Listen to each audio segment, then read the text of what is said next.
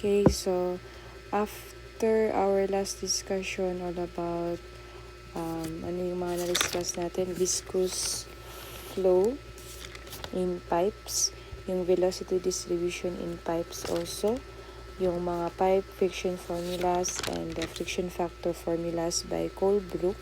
Ito yung susunod na topic which is all about series parallel pipes. Series and parallel pipes. Ito yung pipe connections class. Okay. In pipe systems, hindi lang lahat straight yung pipe natin. There is more than one pipe involved. Okay, and the simplest multiple pipe systems can be classified into series or parallel pipes.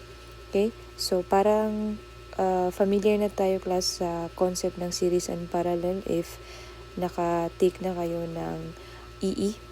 Kasi di ba meron din tayong tinatawag na series circuits and parallel circuits. So medyo similar lang sila ng concept. Okay, so dito muna tayo, unahin natin yung pipe in series. So meron tayong figure dito to help us visualize.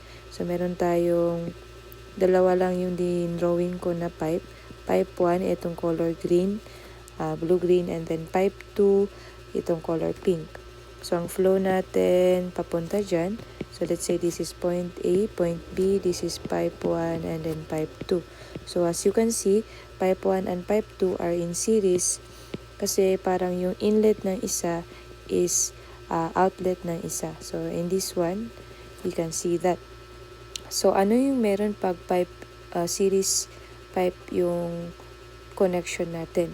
Okay, so pag series ang connection natin, ang discharge, we have here the discharge or the volume flow rate in these series pipes are equal.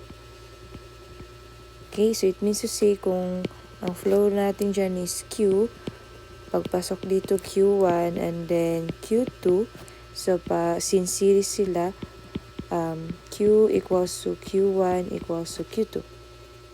Okay, so if meron pang in series pa sa kanila dyan, na another pipe, let's say pipe 3, so equals to Q3, and so on and so forth. And then, not only the discharge, meron din tayong head loss na magaganap, di ba, sa flow na to. So, pag series ang flow, the head loss, let's say from, this is point C and then point D. So, the head loss from A to D kapag series is the summation of the head losses na mangyayari from pipe 1, pipe 2, hanggang pipe 3, right? So, HF1 plus HF2 plus HF3. Okay? Pag parallel naman ang connection, so pipe in or parallel pipes. Okay, so let's say ito yung junction A natin and then junction B. So meron tayong connection dito, pipe, yan, and then dyan, also here, connecting the three pipes. So ang pipe natin, pipe 1, pipe 2, and then pipe 3. So let's say this is our Q, dadaan dito Q1, and then Q2, hindi dyan, Q2, and then Q3. Okay, so pag parallel lang pipe, as you can see, this one, etong tatlo parallel, ang discharge nila, what will happen to their discharge? Ang Q natin is actually equals to the summation of the parallel pipes, yung discharge ng parallel pipes. So, magiging Q1 plus Q2 plus Q3. And then, how about their head loss? Yung head loss naman nila are actually, yun yung magiging equal. Equal yung head loss sa pipe 1 equals sa pipe 2 equals sa pipe 3. Okay, so parang nabaliktad class yung sa series, ang equal is yung discharge. So, pag parallel, ang naging equal is yung head loss due to pipe friction. Pag series, summation yung head loss. Pero pag parallel, ang summation is yung discharge. Okay? So, meron akong ditong pipe system.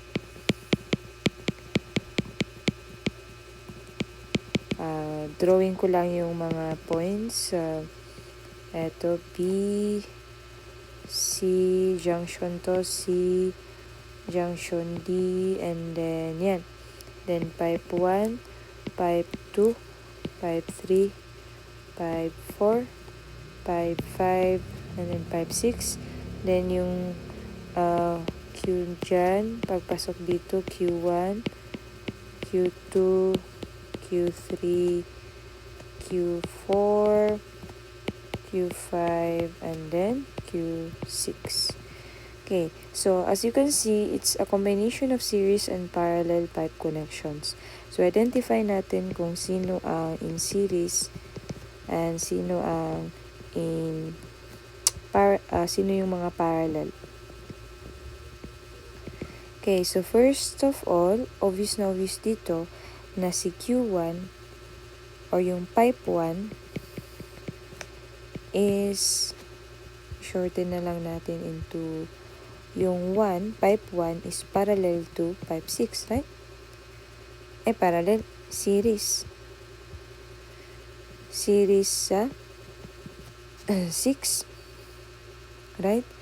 And then, yung pipe 2 naman, parallel siya sa combination ng pipe 3 and pipe 5, right?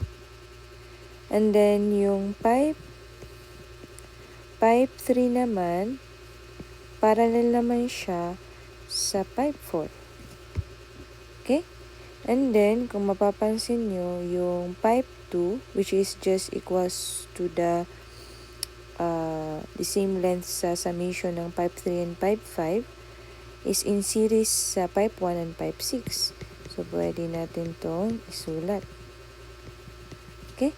So, from this, kung ma-identify mo yung kung sino yung series and kung sino yung parallel, maka-identify tayo ng equation utilizing this concept.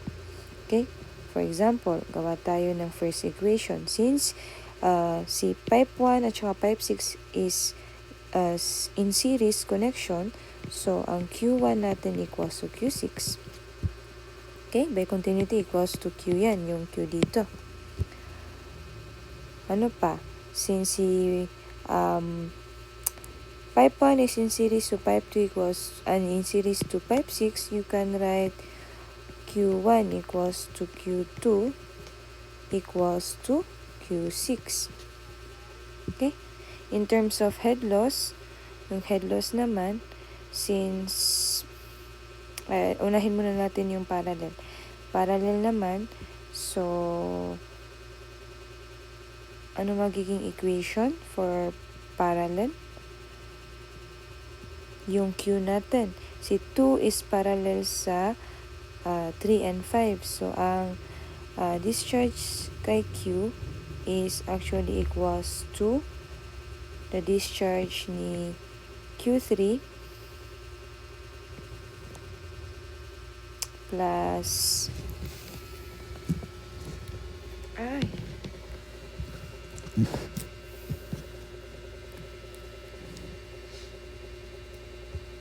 okay. Erase ko muna class ha.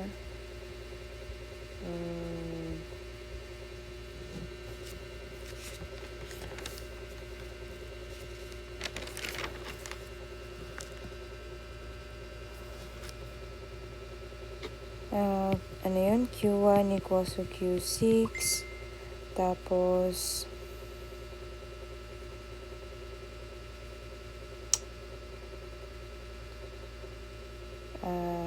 ito yan. Galing dito yan. Then, si 3 at saka 4 parallel. So, we can write Q at saka 4 is parallel. We can write, ito yung sure tayo, HF, yung equal ba? HF3 equals to HF4. Tapos, ano pa? Si pipe 2 is parallel kay 3 and 5.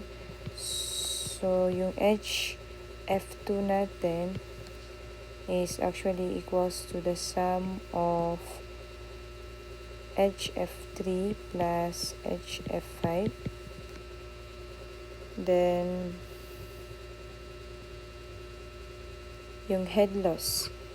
Since in series ang pipe 1, 2, at saka 6, yung head loss natin from, let's say, point A to hanggang point D is summation of the head losses from 1, 2, and then 6.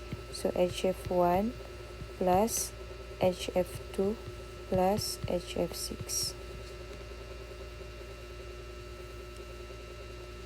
Okay, the rest na mga equation for Q's, yung may yung may summation, mas hindi tayo mawawala if ang tingnan natin class is yung bawat junction.